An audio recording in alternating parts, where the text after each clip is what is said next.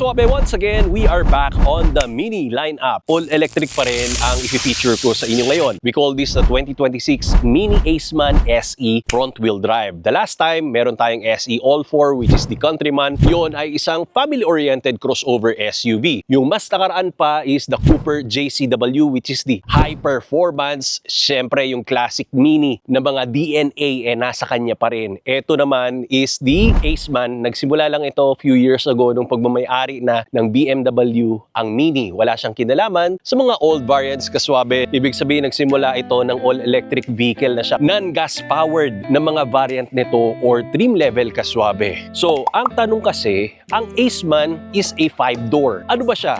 Cooper na 5-door which is identical or isang small Countryman? So, on this video, sasagutin natin yan because the unit price is 3.5 million pesos. Mas way cheaper siya doon sa last time na na-review natin na All-4 which is 3.9 million lang para sa isang Countryman. Daanan natin ang mga exterior and amazing details nito, the interior technology, and after that, the driving behavior of the Mini Aceman. Suave, let's begin.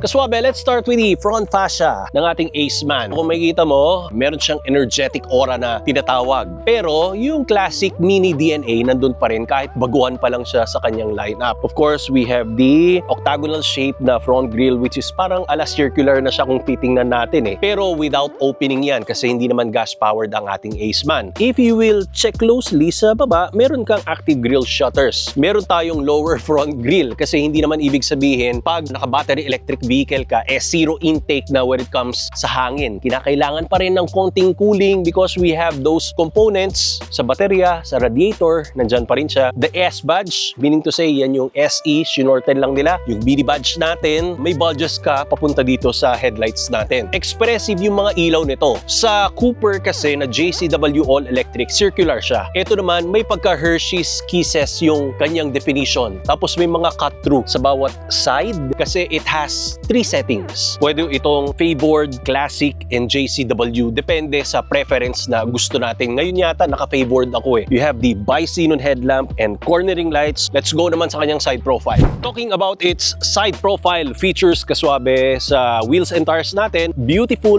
yung 19 inches alloy wheels natin. Naka-Michelin tires tayo, 225, 40 ang sidewall and R19s. So naka-wrap around siya ng side black cladding nang akala mo off-road ready na siya, pero nakakatuwa kasi meron tayong classic Mini badge doon sa kanyang side skirt. So naka-black out yung roof natin, even the A, B, C, D pillars are blacked out, roof rails are blacked out, shark fin antenna naging flat yung itsura niya. Kakaiba, unique impression coming from Mini lineup. The dimension, ang haba nito ay 4.07 meters, ang width and ang height niya naman ay 1.5 meters, Kaswabe. The ground clearance is below average nga lang kasi 7 inches halos ang average eh. Pero ito 5.7 or 146 millimeters lang, Kaswabe. Kaswabe, moving sa kanyang rear fascia. So may kita mo yung definition na napaka-sexy nito magmula dito sa taas papunta sa ating rear taillights. Ngayon naalala ko, doon sa mga naka-twin turbo natin na engine which is other variants, Kaswabe, yung taillights, kitang-kita mo yung Union Jack na flag. Pero ito, mas naging abstract yung design niya kasi naging cluster of LED na eh. Diba, nandyan yung different settings. We have the favored, classic, and JCW. Yung silhouette naman ng Union Jack flag, makikita dito. Extended yung ating wing spoiler with the integration of the brake lights. Wiper natin, sana nasa ilalim na lang with the Mini badge. Aceman S with a neon green badge. So we have the diffusers na hindi siya black cladding and wala nga lang tayong tailpipe because we are all electric. So when we press this and itulak mo lang ng konti, yan. Manual opening ang ating tailgate, Kaswabe. Wala ka lang yung BMW na early warning device and eto, pag parang mag-gym ka lang, tonneau cover for protection and you have 300 liters of cargo space dito behind ng second row seats natin with the 12 bolts. Sa ilalim ay wala tayong spare tires kasi meron ka lang repair kit from BMW and pag gusto mo i-maximize yung space natin, itulak mo lang yung second row seating natin. Eto, at least you have protection here once na meron tayong kuhang gamit at gusto mong i-throw in na lang. So, we are done here. Well, talking about the numbers, kaswabe, naka 54.2 kWh battery tayo, and this makes 218 horsepower and 330 Newton meter of torque. Para sa akin, medyo not enough yun ng konti dahil ang 0 to 100 niya, 7.1 seconds lang. The Countryman is 5.6 seconds. Yung JCW na Cooper is 5.9. Pero ang Countryman pag JCW nasa 5.2 seconds daw. Ang JCW nito, nasa around 6 seconds siguro kaswabe. Pero ang top speed niya, 200 kilometers per hour. Okay na rin kasi hindi naman natin alam kung saan gagamitin yung ganong kahaba. Pero ang importante sa akin, yung launch mode na capability niya pa rin. Full battery mileage naman ay 381 kilometers to 401 pero hindi lang accurate doon sa digital reading na remaining kilometers. Dapat doon siya sa battery bar kung titingnan natin. Of course, naka single speed transmission tayo with allotted na mga iba-ibang drive modes. Introducing Autosport. Kaswabe, this one is the world's most innovative mobility scooter that we can get para sa ating lifestyle and sa mga kababayan natin na PWD. Madali lang to. Comes with 2 separate parts na pwede mong gawing trolley at the same time. Installed nga pala doon sa harap ang iyong illuminated LCD display for you to see the performance and enhanced lighting system para sa safety precautions pag nasa road ka or sidewalk na pwede mong ilagay sa sports car or regular car na trunk kasi maliit lang ito and very lightweight. Within seconds, ang dali lang i-assemble. Up to 10 speed ang kanyang taglay and 10 kilometers per hour ang kanyang maximum na pinartneran mo ng shock-absorbing flat-free tires for advanced performance and auto braking system. At hindi lang sa kotse, mantakin mo pati sa tren pwede. And flight approve ang ating baterya. Meron tayong lisensya. So, ibig sabihin, pag nag-travel ka around the world, kayang-kaya mo itong ilagay sa cabin at ibaba mo, ma-assemble mo kagad ito. Ang design nito ay talagang super passionate sila para ipakita sa inyo ang performance. So, ganun lang yon. Be active, be free, be yourself by Autosport. Ang link ay nasa description below para i-check mo na lang kaswabe. Kaswabe, I am truly sorry dahil wala na palang baterya ang ating mic. So handheld muna ang ating camera and ipipinpoint ko sa inyo ang mga notable features dito sa interior cabin. Let's begin. Eto, different sila ng dashboard doon sa Cooper JCW and sa Countryman. Magkaiba sila kasi umasa lang sila sa pinaka-design ng dashboard which is pareha silang fabric doon sa illumination ng gilid ng infotainment. Pero eto, meron siya both. Meron siyang glowing lights and etong parang ala Japanese character tapos may mga patterns ka na maliliit dito. Magkabilaan yan. 3-spoke pa rin ang ating steering wheel kasi meron kang nylon strap belt dito na pag nagdadrive ka hanggang idiretso mo yung tingin mo hanggang dito yan sa taas papunta doon sa ating projector. Kaya lang biting nga lang ako sa mga nakikita dyan. Kakaiba rin yung opening nito medyo mahirap ng konti So once na ganyan ka, 'di ba? Pagbubuksan mo, nasaan yung usually nasanay tayo dito, 'di ba? Pero ito yung ipupull mo. Ayan. So yung relos mo, ingatan mo lang. Gagasgas yan, pero don't worry, fabric naman yan kaswabe. Parang kinro stitch lang. Atakin mong ganun. Kaso kinakailangan, itutulak ng braso mo talaga. Gagamit ka ng force. Medyo confusing ng konti, lalo na yung mga lock and unlock is nakapwesto dito. So ganyan siya. Ayan. Pag sasara mo nga lang, konti lang yung force mo rito, unlike dito talaga. Hindi nga lang passenger friendly yung mga door opening handle kasi nalilito sila kung saan nila kakalabatin. Katulad kasama ko yung editor natin na si Paring Ubid. Nahirapan siya buksan tong pinto na to. Dito sa center console, meron kang wireless charger dito, dalawang USB Type-C, 12 volts, dalawang cup holders, may space ka rito, mini box na pwede natin lalagyan ng mga maliliit na stuff. Pero ito, medyo annoying siya kasi pag ayoko naman ng may center armrest, sana pwedeng i-adjust to. Pero hindi mo magagalaw. Nandiyan lang talaga siya.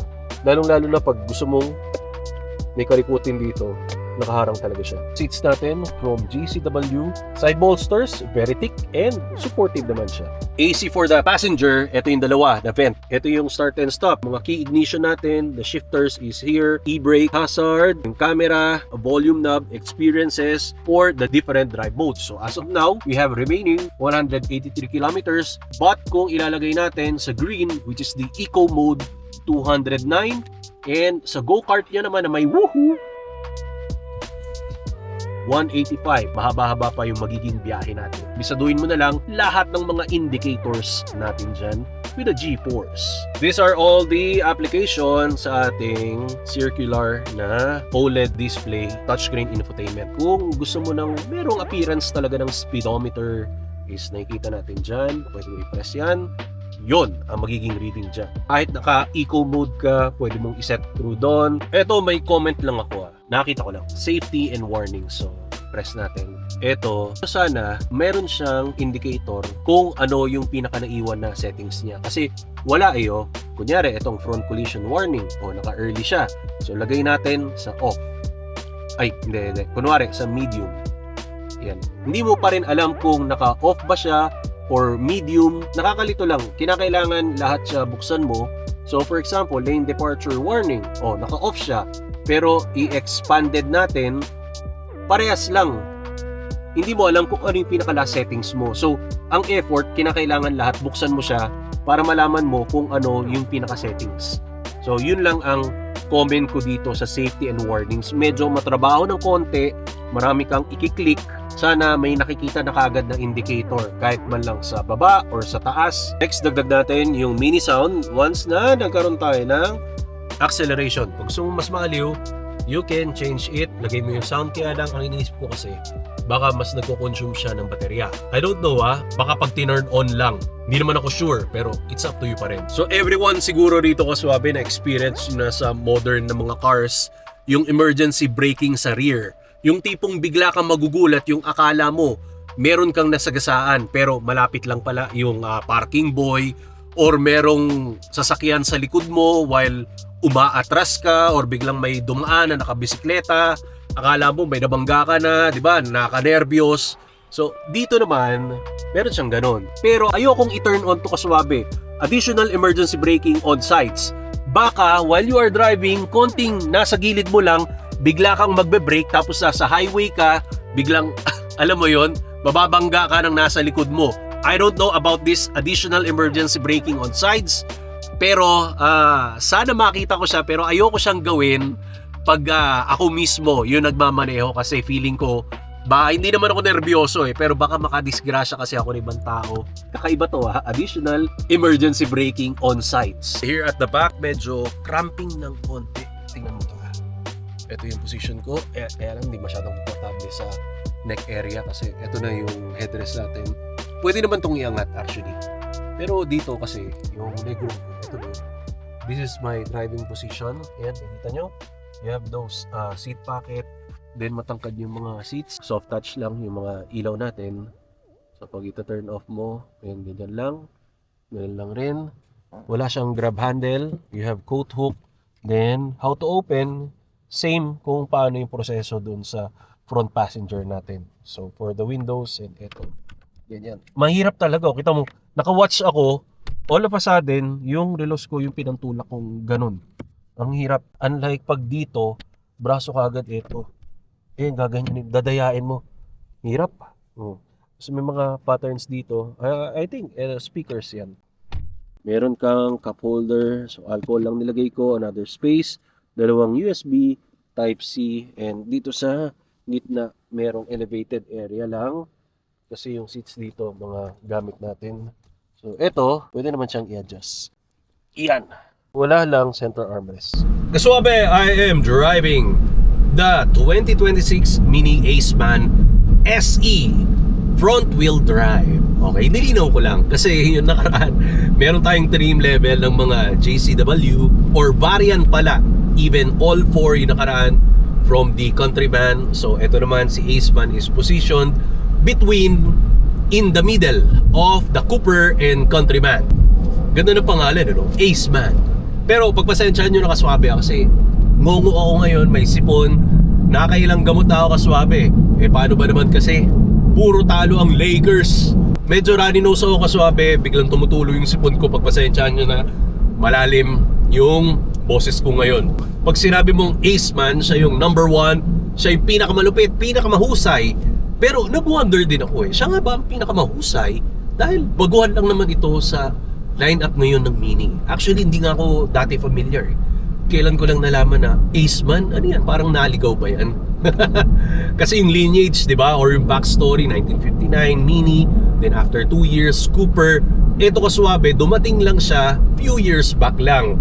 Concept siya and wala itong gas-powered na mga trim level. All electric na talaga nagsimula ang Aceman nung pagmamay-ari na ng BMW ang mga Mini. So comparing it sa Cooper, kaswabe, JCW na usapan or trim level, mas mabilis yung Cooper pa rin eh. Same sila ng top speed, pero ayun na, mas mabilis siya. So, but ito yung naging Aceman. So anyway, kaswabe, ang tanong natin is it a 5-door Cooper or a small Countryman? So me, driving this few kilometers na kaswabe, spending hours, nakikita ko sa kanyang drive capability and behavior ay isang Cooper. Yung jerkiness niya, pagka makulit nito, pagiging agile niya on the road, the steering wheel, how it feels, the weight, yung pagkatalbog nito kaswabe, hindi naman super demotivating kaswabe. Nakikita ko sa isang Cooper, nakaraan meron tayong Cooper JCW. So lalagay ko na lang dyan para mapanood mo rin kaswabe. Ilang ganun ka instant punchy niya pag inapakan mo yung throttle pedal natin para maging swarming yung acceleration niya. Kahit ilagay mo siya sa go-kart mode kaswabe, which is, ayan, pwede natin ilagay. Kino-conserve ko na lang yung battery nito kasi medyo last day ko na na-review kaswabe. Yun nga, may sipon ako. At unlike dun sa Countryman, makikita nyo yung review ko kaswabe, talagang super wow talaga. Yung torque niya, ang lakas ng hatak, nasa 400 Newton meter to, nasa around 300 lang naman. Hindi siya ganun ka insane yung madness niya when it comes sa speed. Tuwabe, gusto ko lang may dagdag na yung projection nito sa harap or yung gauge cluster natin na wala na. Yung itsura nito kasi torn between heads-up display and a proper gauge cluster kaswabe dati. Kulang lang sa mga indication, pero para maging busy indication, yung mga multifunction switches natin sa manibela, pwede mong pakialaman for the assisted driving.